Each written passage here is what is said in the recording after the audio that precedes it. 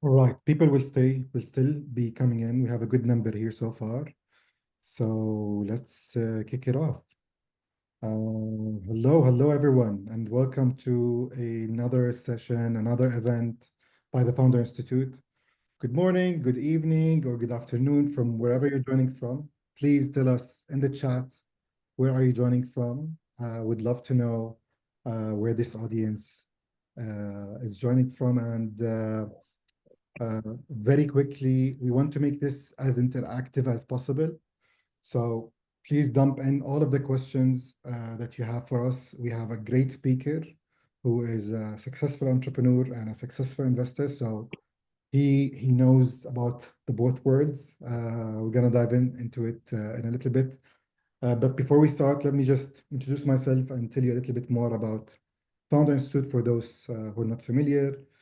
So my name is Mohammed Santarisi. I am the managing director at Founder Institute Middle East. Founder Institute is the world largest pre-seed accelerator. We started in 2009 back in Silicon Valley, and today, 15 years later, we have operations across 100 countries, 250 cities, and 6 continents.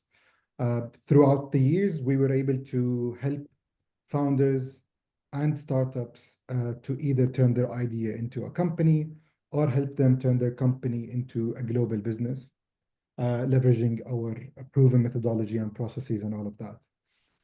Very proudly, so far, we were able to accelerate more than 8,000 companies. Today are valued at more than $35 billion. So if you are interested to know more about FI, please jump into fi.co and you'll find all the information there. I'll also add the link to the chat in a bit.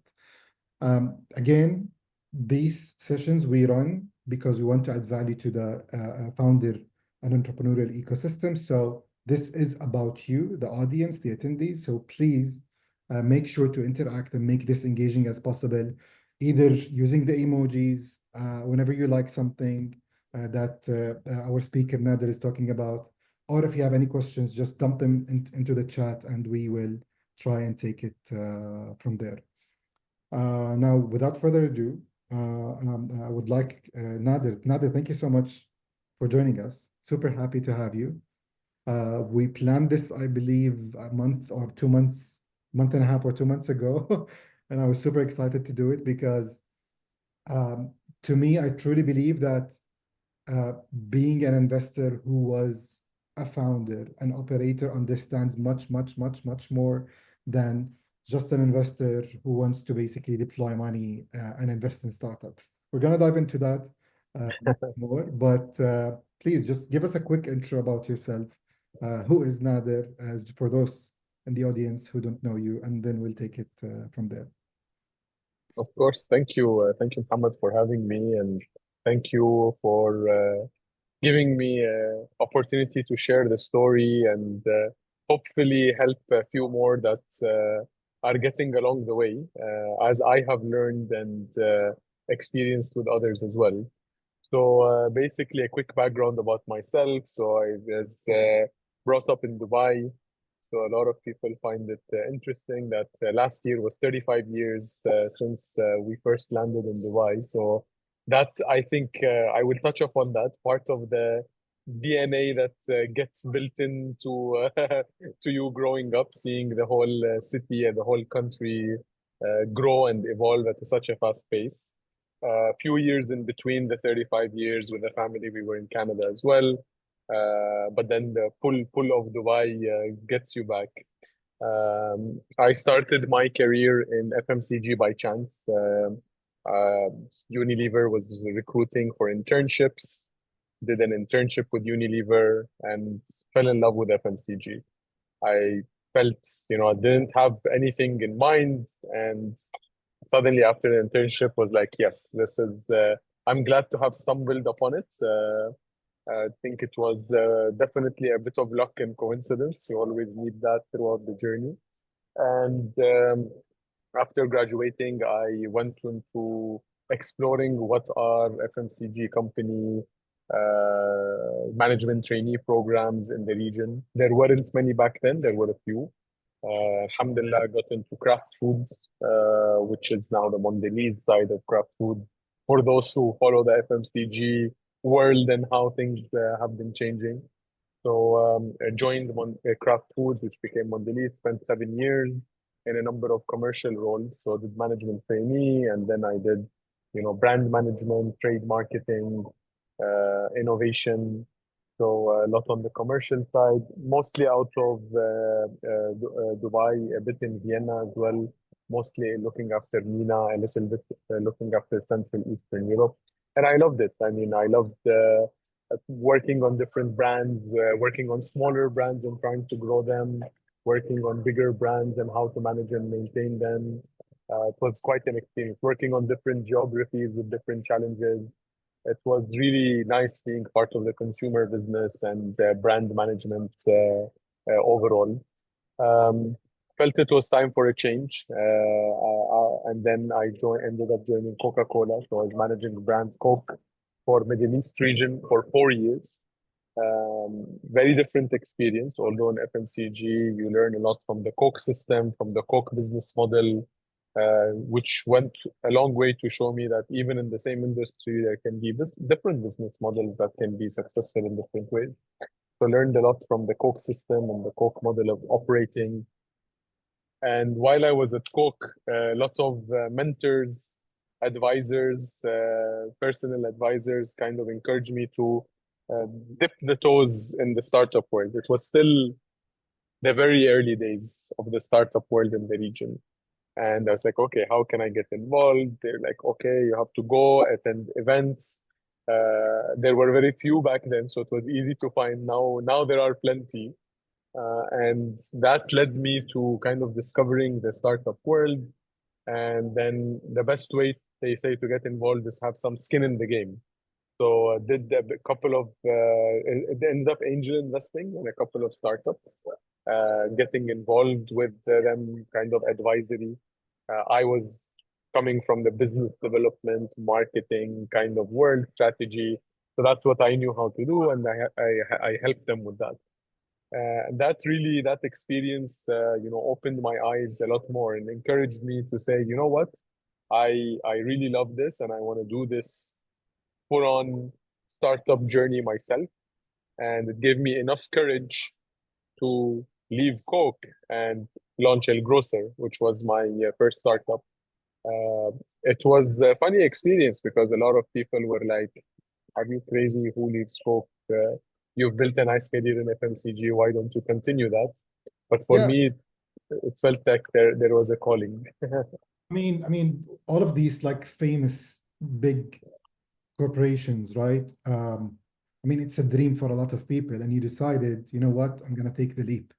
I'm gonna start something literally from scratch, right?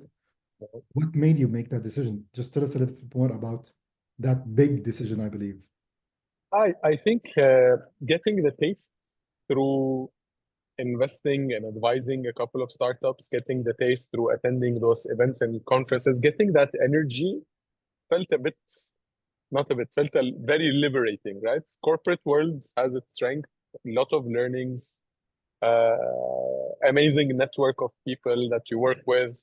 But I always felt that there are too many barriers, too many red tape, too many, challenges that can be more easily overcome with a bit more freedom. So getting to taste that through the advisory and the angel investment really gave me enough courage to say, I'm going to do it. Like, what's the worst that will happen? I'll go back to a corporate role. Fine. I liked it. It's not like I didn't like it.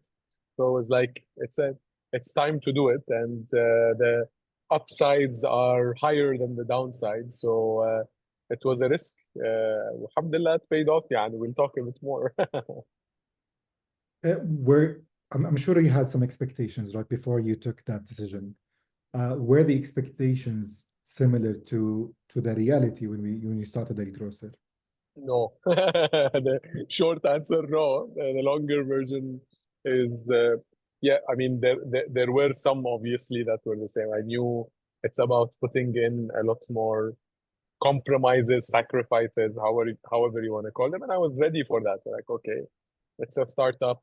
I don't have the craft Coke brand name behind me. It's me and alhamdulillah, the equity that I have built and but a lot to do from the scratch, right? Because like, okay, we know neither the individual corporates, um, but we don't know how you are going to do alone, right? It's like there's no army, you are the army. And you start building your team around that. But what encouraged me was also few, again, mentors, friends, family. That's, obviously there's always a mix. Some was like, are you crazy? But some that encourage and say, we're with you. Whatever you decide to do, we'll invest with you. We'll support you. It's like, okay, that sounds nice. I have people that I can lean on. But it was the matter of taking the risk. I mean, I can tell you, looking at it back now, I always tell the story of I think I should have done it sooner. So like once I get to go through the whole journey, no matter how challenging it has been, it's like yes, this is something that I wish I would have done sooner, and I always recommend to people to do sooner.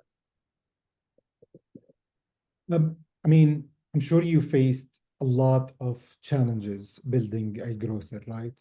Um, uh, One of which I'm sure we're going to talk about it in a little bit, but this exiting this company, right? Because again, there's a lot of emotion behind this. There is a lot of, I mean, because this was your baby, right? But before that, at the very early stages, because in our audience, we have a lot of founders who are either in a very early stage building a company or they're thinking of building their own company or pursuing their dreams. What was the main challenge that you remember, and how did you try to navigate this while in a very take us back to the early days of El Grocer. Absolutely. No, I think the first challenge was to maybe unlearn a few things that I had from corporates. It was I came with a mindset of, we're gonna do it this way because that's how we do it. And I quickly got a wake-up call saying, no, in a startup, it's not about doing a PowerPoint presentation and going and selling it and pitching it. Yes, that is part of it, but that's the least that matters. Passion is important and being calculated and planned is important, but moving fast is even more important. So, I mean, I'm sharing this, but like the summary was that I had to unlearn a lot of things. It was not about perfect planning. It was about enough planning, but moving fast. In fact, maybe we didn't move fast enough was one of the learnings, right? Which I'm carrying over into my new journey now. But that was one of the challenges was trying to unlearn some of the things from corporates that less of the hard skills, more of the soft skills, more of the mindset of of having to it was like an internal challenge, right? How do I change my own way of working and approach to be much more of the startup speed, grit, all of that, pivoting, adapting. That was the first challenge I have to overcome was an internal challenge. Listen, I want to double click on this because I think having an extensive experience like yours is a double-edged sword, right? There's ego behind it. There's these learnings. There's this expertise. I worked with a lot of geos, a lot of products. I take small products and made them big. And now you want me to unlearn? I mean, it's not right. It's not easy.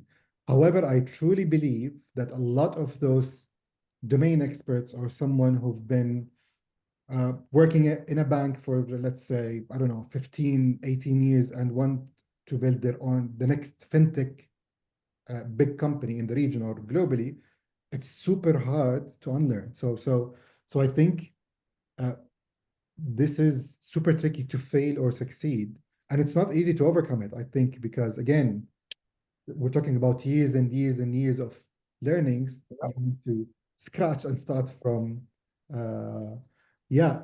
On the other side, if someone who just graduated university and wants to launch El Grocer, they don't have that kind of experience and that kind of exposure. Yeah, Um, yeah, I totally relate to this, and I see a lot of founders who think the corporate experience can be mirrored in a startup, which is um, not entirely true or majority.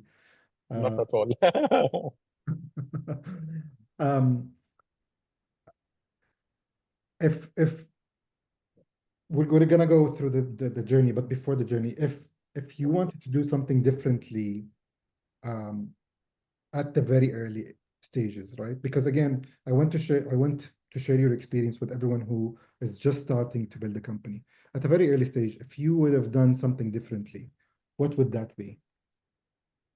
I think sooner, like I said, I think definitely it was about when you see an opportunity, you believe in it, you validate it quick enough, and I will come to the speed part. Go and do it. Go and do it.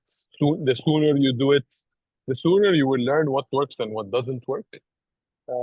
Yes, everyone, I hear more and more people, everyone saying you need to time it right. You cannot time it right? You cannot, you have to go through it. You have to go through it one way or another. Either it works or it doesn't work and you move in a different direction. So the sooner you believe in it and you try to validate it, and if it's validated, do it, the sooner you will know has room to succeed or room to fail. Versus mulling over it and thinking over it, yalla, we'll do it in a bit later, or I'm busy with something else. Then you're just kicking the can down the road, and then you'll regret not doing it sooner if somebody else does or whatever that is. So that's one. The second is also the speed of doing it. Once you decide and validate and all of that, you want to do it, you have to go and do it fast. Um, Very, very important in the startup world is speed. I can't emphasize how important. I think, again, whether it's going in the right direction, doubling down, if there's something not working in the right direction, adjusting or pivoting fast. It's about quick iteration. This works, this works, this works, this doesn't work, change, this doesn't work, change. That feedback loop and the speed you need to operate at with customers, partners, employees, everything. And I'm not just talking about it's everything. Someone in the team, things are not working well. It's very cultural to say, haram, let's give him a chance. End of the day, that one person, because it's a 3-person or 5-person team, can make the whole team fail. So if they don't have it in them, you need to find a way and cut it short. And so speed. Again, I'm just using these examples for speed because it is about speed much more than. If you think of it, what's the one of the key elements that a startup has that a corporate doesn't is speed, right? In corporates, somebody not performing is going to take a year or two to go out of the system eventually, and they will not last. And the startup, if you're going to take as long time, what's the difference then? Similarly, on anything else, planning, adjusting, no, this plan works, that plan doesn't work, this tactic works. So speed is the second. And third is, again, these are in no particular order. People, I think the people that you have with you, who comes in at what stage at the right time, people both from a investor, advisor, um, team members' point of view, because that really sets the foundation and the whole tonality. You need to be comfortable with people coming and challenging you. You need to have the right people that will support you but challenge you. You need to have the right set of people that balance you out, right? So how do you execute fast? How do you plan in the right way?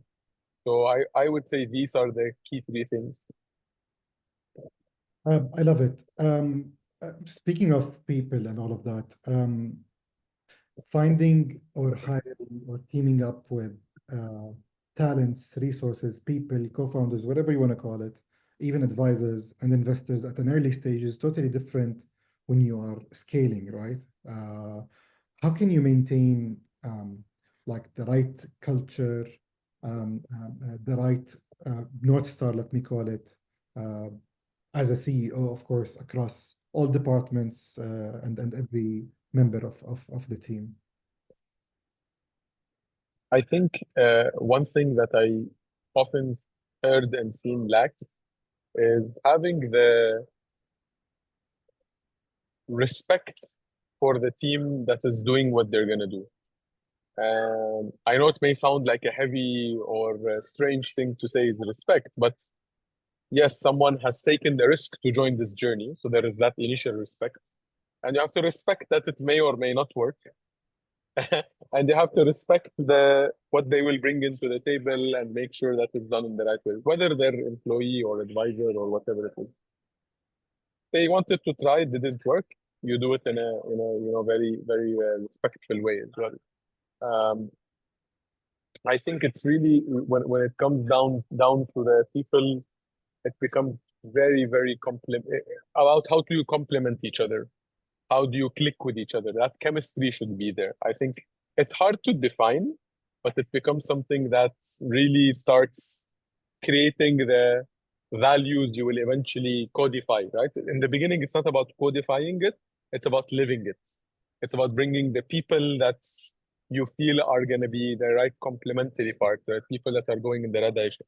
Do they have the right mindset? Are they moving at the right speed? Are they moving with the right passion? Right? Versus they may not have certain skills, but if they're moving and they're willing to learn and doing it fast, that beats the skills in many cases. And we've seen many cases globally, right? Where, the willingness to learn and the adaptation of amateurs has beaten professionals, right? Very common in the startup world. So really looking at living the culture first, then codifying it. And living the culture means recruiting people that will complement each other, recruiting people with the right mindsets that can fit the startup world, recruiting people that there will be a mutual respect of, hey, we're all going to take this risk. It may or may not work. Let's go and give it a try. And you take it from there. As you grow, you start codifying that. Okay, you know what? I learned what type of profiles work, what type of profiles don't work.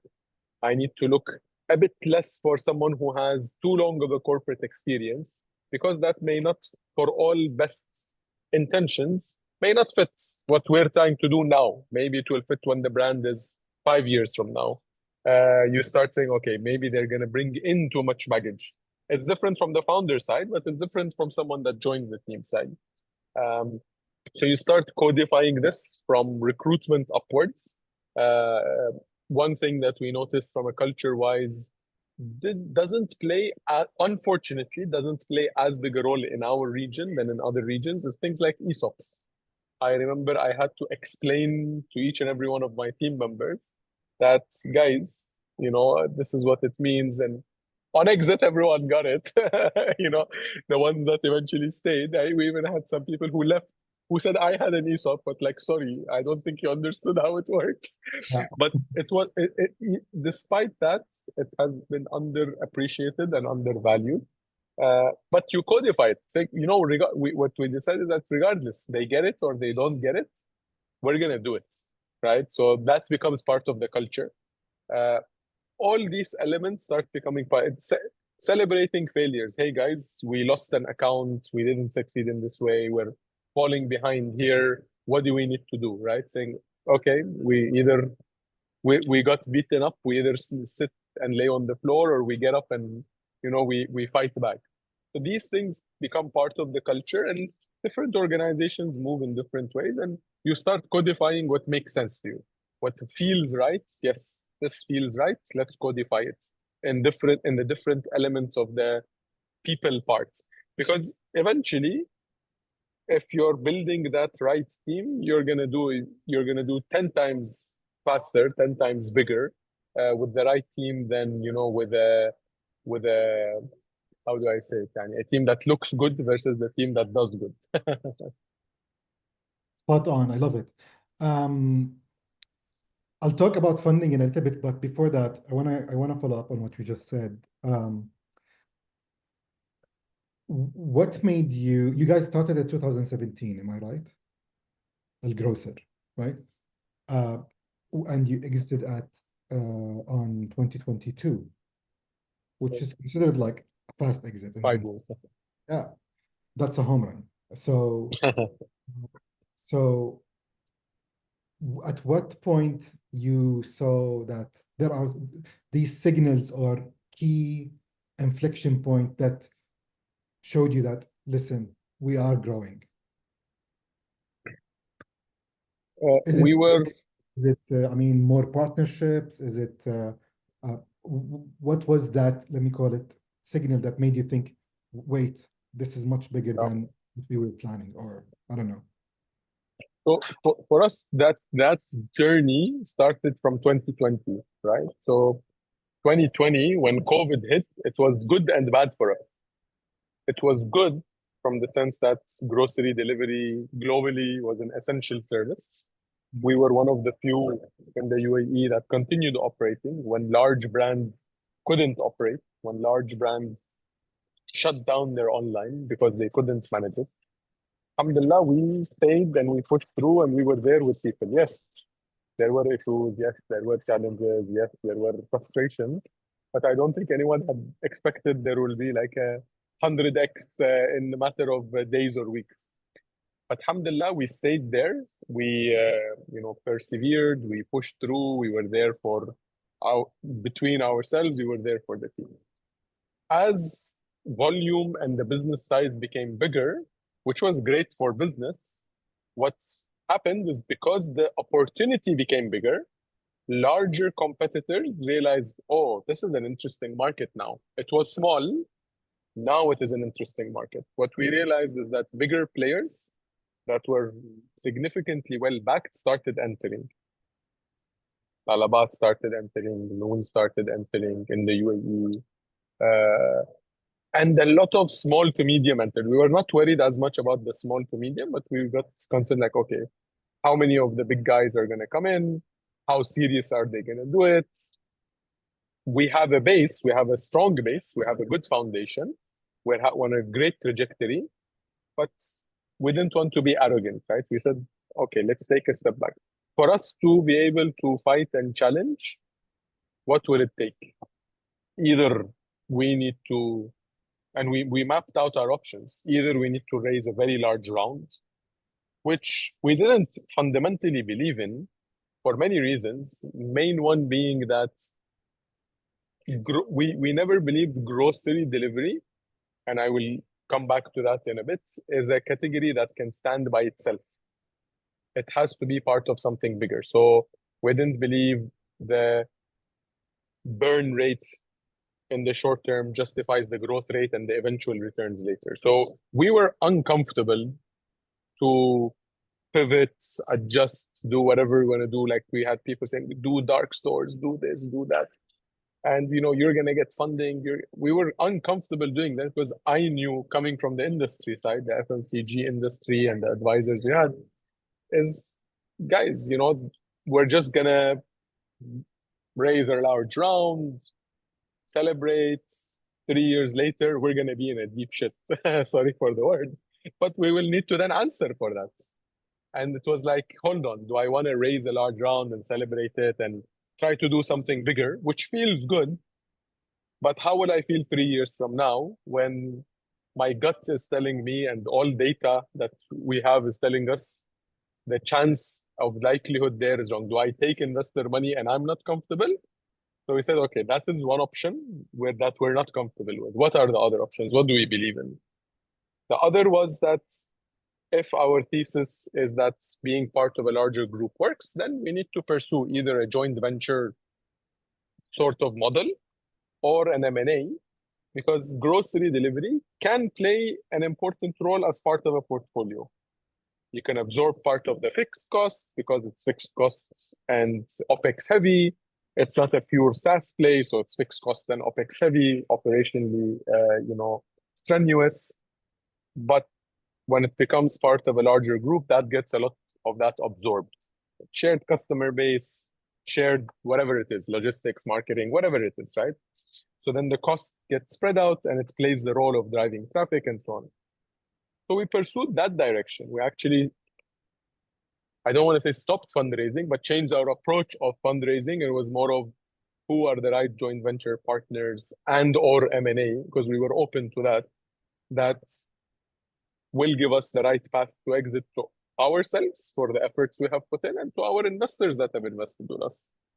So rather than go the route, and we had options, and alhamdulillah, we had options of groups saying we will fund you, and unfortunately, some of them were upset at us because we didn't go the route of, okay, give us 5 million, 10 million in this round, and we will give you more in the next round. We were not comfortable. So, and I think time, alhamdulillah, has proven us right, because coming back to what I was saying, the only company globally that remains a successful, besides China, I will exclude China, the only company globally that as a grocery delivery successful independent is Instacart in the US. So if you do the math, if the only one is in the largest market in the world that is able to be successful and independently successful is in the largest market in the world, then good luck to everybody else. So Ma- yes, there are many trying to still attempt it, and I wish them all the best, but I see a lot of change. So we put a very pragmatic hat on. We swallowed a bit of pride, a lot of ego, and we said, let's do what is practical, let's do what is logical, let's put our emotions aside. And again, thanks to the right people around, we made the right decision. And pursuing that strategy gave us few options, out of which the exit came. I love it. You mentioned a couple of times the right people, the right people. I think it's key actually, in any successful story. And I want to go back to this decision. A lot there are I'm sure you know already, there are different schools that just go and burn money, raise and burn, raise and burn, which you could have done, but you were, um, how would I say it? Um, um, you knew what you wanted, right? And but if I want to ask, maybe is how did you prepare for that? And I understand that you were open for an M&A, you were prepared for a JV, but how did you prepare, like technically? If you can just walk us through very high level, you don't want to go through the details. Yeah. How did you prepare No, you? How do you? my co-founder Raed. So Raed was my co-founder. He was the CEO. I was the founder. I was the COO. And we said, listen, we're a small team. This was pre-exit. We're a small team. We're clear at least on our strategy. We're clear on the direction we want and don't want. We need to divide and conquer. So along with as well the advisors that we have. So for example, on pursuing fundraising slash JV slash M&A, he took the lead and I supported whenever needed. And on the operational side, I took the lead and he supported. So we using that kind of segregation in terms of who leads, who supports, we went, forward with that. And that really helped us be a bit more focused in the different directions that we're going to go through, so that we don't make the business suffer and we don't let our chances suffer. Because fundraising, um, JV partnerships, M&A is a numbers game, whether we like it or not. It's true. We say, oh, I spoke to 100 investors, one of them worked out, because for the lack of, for a lack of better word, like people don't see everything, right? I don't know if I knew which investors are the ones that will be interested to invest or acquire, I'm going to go to them. I don't know the strategy of each and every company. I don't know the mindset, and strategies change like every 2 years, 3 years. I don't know who to approach because their strategy fits ours. So I have to go and talk to 100 people for one of them to work out. So that takes time, that takes effort, that takes preparation. So that's where we had to kind of do this divide and conquer in a way where we make sure the business is continuing to go. Because at the end of the day, whoever we're going to do this partnership or M&A with, there needs to be something for it to operate and grow successfully.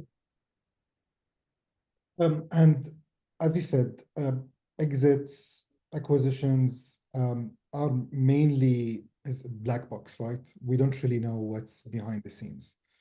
If you want to take us a little bit behind the scenes, what would you say the most difficult aspects of the exit process, both emotionally and maybe strategically?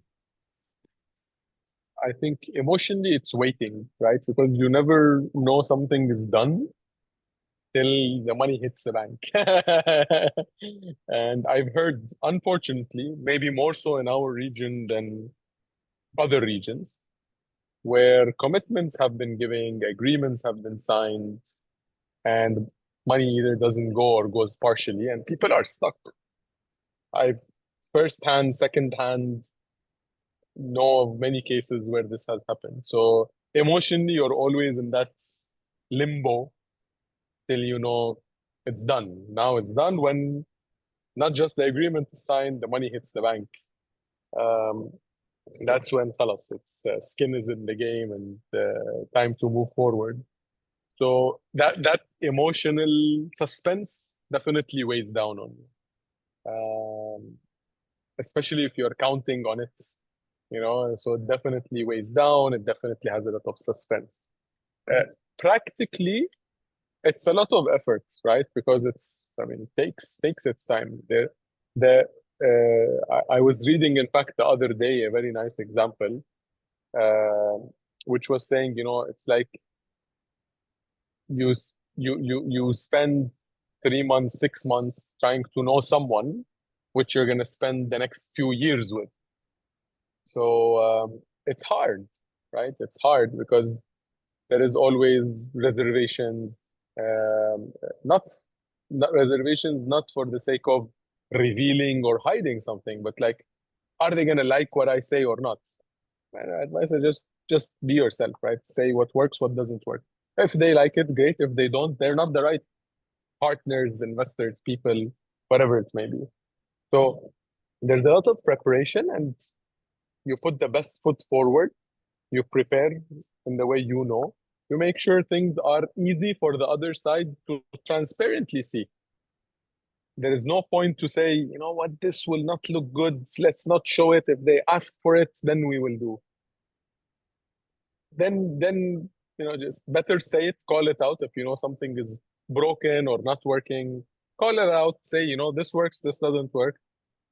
Because if you try to, then you have to remember what you said, when you said, how you said it. Doesn't work. Then it will weigh you down even more.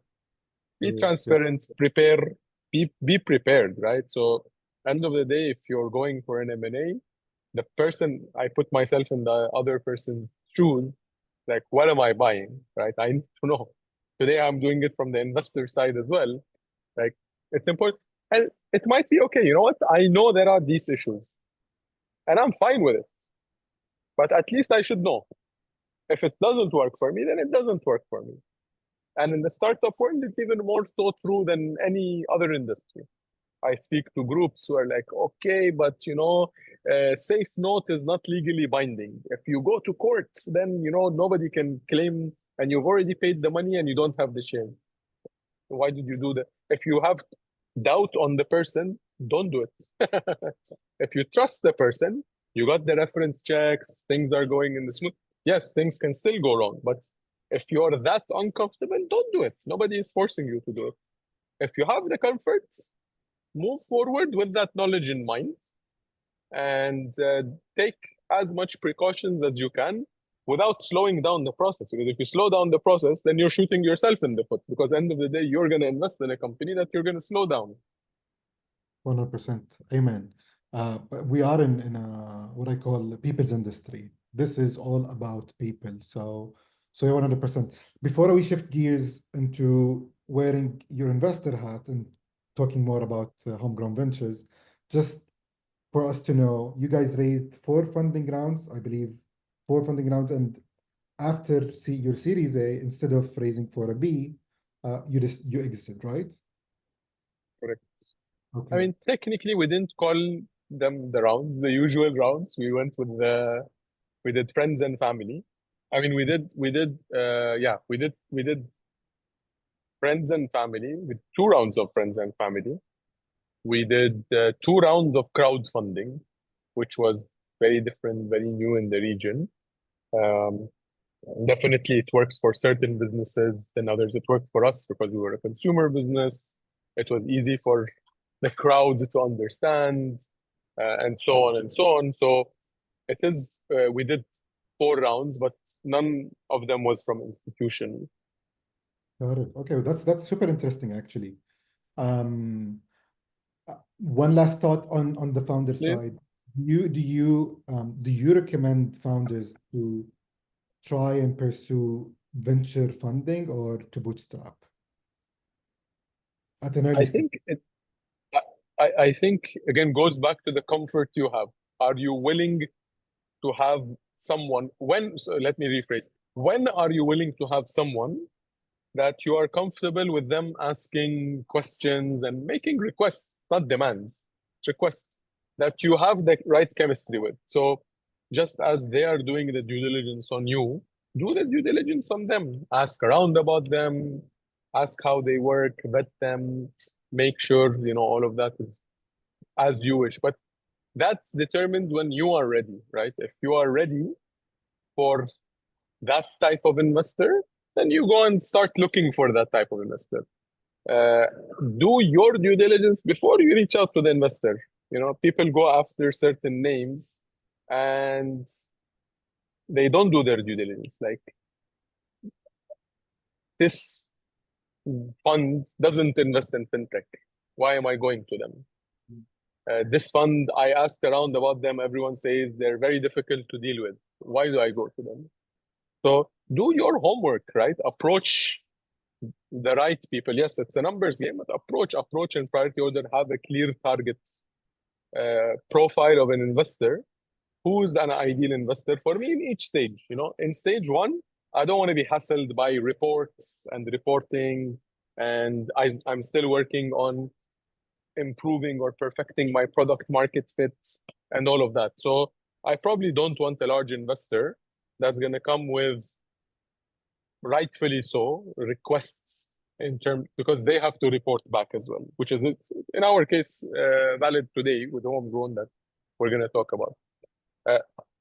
If you're early, you're still doing product market fits, stick as much as possible to friends and family, angel investing, earlier stage VCs that do acceleration slash incubation slash safe rounds, where you still have the freedom to go and accelerate until you are ready to structure yourself in a way to bring in a new partner that's gonna work with you in a different way. Then you say, okay, now I'm ready for that. Let me look for this type of partner. Oh, now I need to move towards an IPO, right? In Saudi, we're seeing this more and more. I need to find the right investor that specializes and helps companies in pre-IPO and IPO. So in each stage, you have to define what type of investor best fits for me to go to the next journey. And then approach the right ones. They will appreciate it as well because, okay, this person has done their homework. I love it. So Salat acquired the company fully, right? In 2022, early 2022, I believe, right? Or Early January 22. okay. And then you did not decide, you know what, I want to go build the next El Grocer. You decide, you know what, I want to invest in the next El Grocer. So tell us a little bit about Homegrown Ventures first, your VC, and what made you, why did you decide I want to be an investor instead of a founder again? It happened by chance again.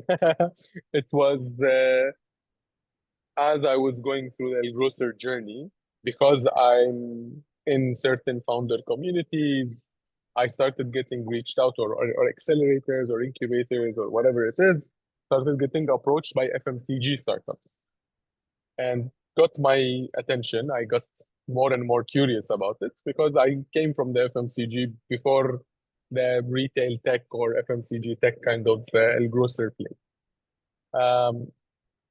Initially, I didn't know how big or how exciting this is. So me and my partner Ahmed, we say, Ahmed, I'm coming across such kind of opportunities. Looks interesting. I feel there's something that to dig a bit more into. So he said, cool, let's do that. I'm in. let's investigate together. And we started exploring. What we quickly realized is there is a huge ecosystem of FMCG or consumer packaged goods, however you want to call them, startups in the region. There was a huge excitement around them because these are tangible consumer products, especially with the movement that has been happening geopolitically as well, moving people more and more towards local brands and homegrown brands. And what we quickly realized is that it reminded me a lot of the days when I initially started El Grocer, where there was a much smaller ecosystem. At least the time I started, there was a small ecosystem of, technology, tech, startup founders. In this case, I saw that there's huge challenges. So when I'm speaking to those founders, like, who do you go to for investment? We go to tech VCs, but process takes very long and they don't understand consumer packaged goods. They haven't done any deals. They don't know enough about the industry, blah, blah, blah. I go to family groups and offices who know FMCG. They don't understand how startup works. It takes so long. بالأخير, we're like, you know what, forget it. We don't want the funding. So there was a clear gap with those founders in terms of, I have a product. Most were in the stage where they had a product with product market at or near product market fit. And they needed this investor profile, which we kind of reverse engineered, that to help them with some growth capital and to help them with acceleration. Okay, why is no one doing this in the region? Are there not enough FMCG startups? No, there are. Should we go and launch our own brand? That was part of our thinking process. Should we go and launch our own brand? Why should we? Because there are plenty of great founders doing exciting things out there that are already at a stage where we can back and help accelerate in a faster way rather than doing something from scratch. So taking the learnings from doing things sooner, doing things faster, we started saying, rather than doing it ourselves from scratch, why don't we join hands with people, maybe as a smaller sharing our experience, our learning from corporate and startup with capital, with skin in the game to go and do that. So that kind of inspired us to say, let's build the FMCG startup ecosystem along with the founders who are putting in all the groundwork. Our role becomes more of connecting people, encouraging them, advising, supporting, trying to bring in other partners and groups into this ecosystem to see the potential. And while we're doing that, we find opportunities where there's a fit in terms of where we can add value, how we can add value, and invest with them. And be the type of investors we wish we had in that stage. And we were honest with ourselves. We are not incubation experts. We will probably kill a lot of innovation. I know there was a question which we will address around innovation in the chat. We will kill a lot of innovation if we take it from the way we see it. Let's us see innovations that, despite what we think are succeeding in the market, and go and help them accelerate. We are not large investors that can go and take someone to Series B or an IPO or a pre-IPO. No, where we felt we can really add value, both from financially the ticket size, investment amounts, and all of that, as well as from a acceleration point of view, is the pre-seed, is the seed to pre-series A stage. So we say, okay, let's put a model. Taking what the founders were telling us they need, we put our model together based on what they told us the gap is. When we spoke to other similar, and we discovered there are other similar VCs that are specialized in consumer goods globally, US, UK, India, and other geographies, which we were blessed enough that many of them, it's a valid model, people are successful in it, they're already on their second, third fund. Some of them have done an accelerator or incubator or programs or whatever it is.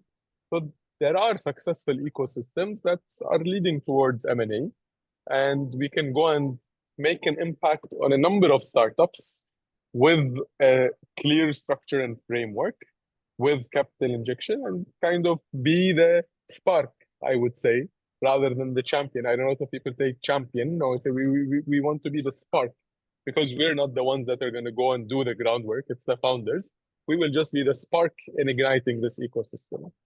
But that's what we decided then with Homegrown Ventures is what we're going to do is be the first in the region, venture firm in the MENA region, focused purely on consumer packaged goods at the early stage. So someone that's already generating revenue, at least $1 to $2 million, up to $10 million, where we can come in with an investment, with a support team and system behind them to go and rather than something taking the founder 4 or 5 years, because our belief is good founders are going to get there, we help them do it in 2 to 3 years.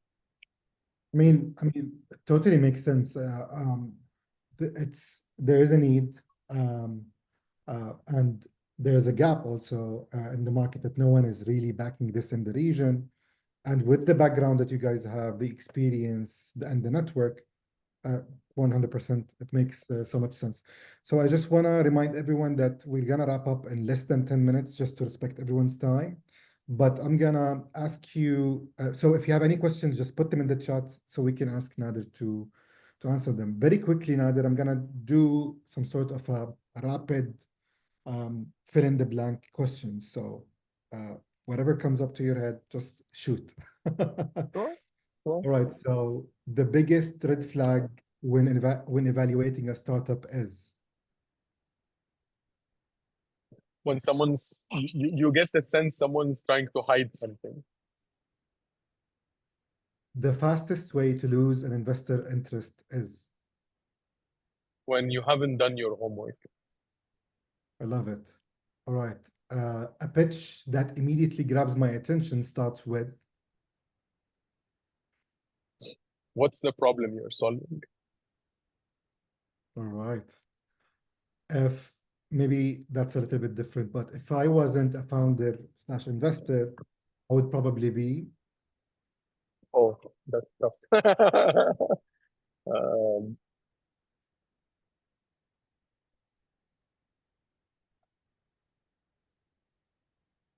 I don't know. Is that a valid answer?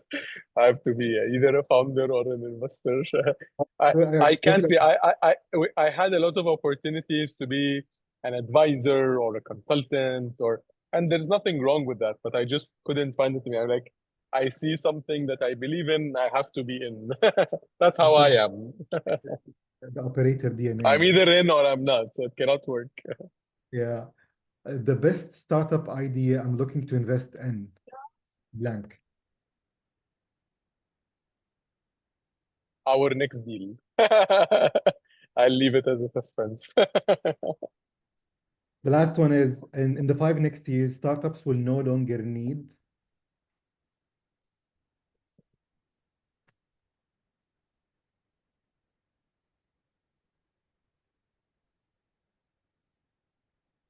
I would say advisors. I love it. I love it. So we're gonna take some questions. By the way, I have a lot of questions on the fund, but let me take some of these questions from the audience. Nahal asked Sure. actually two questions. The first one is, how many years in the industry before starting your startup? What is a recommendation for a student who would like to start his startup after graduation directly? I think there are a lot of great programs that help you do it in a structured way. I mean, I didn't know about Founder Institute when I started. I would have loved to do something like that. And I've done it when I wanted to do the VC. So I said, you know what? Uh, uh, I'm not an I'm not a professional investor. I've done angel investment. I've done my own startup. I know enough to put my strategy thinking together, but let me not pretend I know everything. Let me go and know what I know and what I don't know and how to do it in the right way. So we went through a VC acceleration program called VC Lab, which is part of the same Decile group.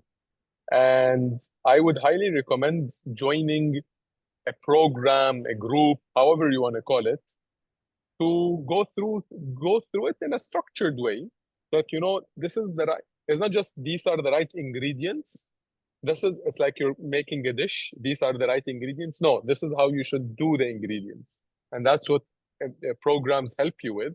It's like, no, first fry the onion, put the oil, then fry the onion. Don't fry the onion and then put the oil, right? So these are important programs that can help save you a lot of mistakes, a lot of cost, a lot of whatever it is, and you can do it. It's like, in fact, a great thing to do while you're a student or after you graduate or whatever it may be, early Uh, career. I think actually this answers his second question is, Okay. you frequently use the term innovation. Could you elaborate on a specific innovation methods you employed in your company? For instance, do you have a formal innovation strategy, a structured process, and so on? Is it real or just kalam kutub, he said. So Yeah. if I can just do a شوف different stages, different ways. بالأول, it's going to be about innovation is you see a problem, sizable problem that nobody is solving, and you solve it in a creative way, in a different way, in a better way. That's innovation. As you grow, you will need to start putting some framework to the innovation. طيب, I created a chocolate. I'll use an example of a word. طيب, what should I do? Should I launch a bigger size? Should I launch a biscuit? Should I launch a chocolate bar? How should I innovate? You need to start bringing some sort of structure to it. It's it's a mix, يعني. It's a mix between street smart and book smart, يعني. So and I will go to the gentleman who said, we use as Arabs, يعني, when we're trying to fill words. Of course we do. بس أكيد يعني إنه it's you have to add structure and framework not just to the innovation process, to anything you do. There are different stages that require different processes, different levels of sophistication in the process. When you're doing a financial plan and you're a young startup, you will do a basic financial plan. Then you need to get more sophisticated and have more layers to the P&L. Then you need to have a cash flow statement. Then you need to have but you add sophistication to your recruitment process, to your innovation. You add sophistication as you go. Yeah. Very quickly also, a shameless plug is Nahel, check FI. There are a lot of programs out there. What we know best is a proven methodology to tell you what to work on next, which is the biggest, most common mistake that founders go through, is they don't really know what should I tackle next. So check out our program. Happy to help you, by the way. Any other programs out there also will add value. I think talking to peers, being part of a cohort will teach you a lot also. A question from Zaid is how to get funds or an investment for an MVP in the agri-tech space in Iraq. Any advice or recommendations? I would suggest, MVP, if I go about it the classical way, it's friends and family, your network. Again, no matter how small your network, no matter how, again, I don't know which stage you are in, but any stage you are in, it's friends and family. I applied this both in my startup and in our fund. You go to people that are your first, second degree contacts. You said it, MVP, so the budget needs to be lean because you're just trying to prove that fit. So it shouldn't be you're trying to do something huge and you need huge funding. There are a couple of funds that are focused on Iraq, I believe, as well. There's like Iraq Venture Partners, IVP. I know of them. And there are a couple of other regional funds that have Iraq as part of their mandates. You need to find them. I don't have the list now, but I'm sure you can find which funds have done or are interested in Iraq funds and at which stage, again. Are they looking for growth stage? Then don't waste your time. Don't waste their time. Because then they're going to be like, this guy hasn't done his homework. I'm not going to bother with him. But you start with friends and family. You keep it lean. I don't know, an agriculture sector, if some countries give grants or semi-government funding, these can be options. especially in things like agriculture, have become more important after COVID. And there are a couple of Iraq-focused funds. I know of IVP, there are probably others to go and look for, but make sure they're at the right stage and the right sector. I love it. If my 2 cents to you, Zaid, is definitely if I want to add just to what or double click on what Nader was talking about, I also just keep the momentum. People, and please correct me, Nader, if I'm wrong, as an investor, if an investor is seeing momentum and you're growing, Nader will talk to you. It's not the opposite. Investors are hungry for potential companies or companies with a huge potential with the right team and of course We've done 3 deals and we're just about to do the fourth one. All 4 we have reached out to. that tells a lot. Uh, all right. That's the operator side of you, by the way. Type. I don't want to take more of your time or the attendees' time. Thank you so much. I'm really enjoying this. It's a lot of fun, a lot of insights. Thank you again, Nader, for joining us. This was amazing. I hope that we do another one. Maybe we dive more into the other side of Nader. Uh, but Pleasure, again, will be a pleasure. really enjoyed this, and everyone who joined us, thank you again. Would love to see you joining upcoming events also. Uh, Thank you so much. Thank you. Bye bye.